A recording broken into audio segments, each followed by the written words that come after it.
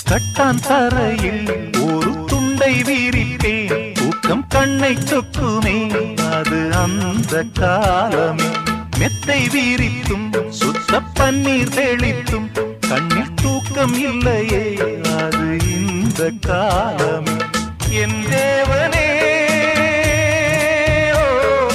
தூக்கம் கொடு, மீண்டும் வந்த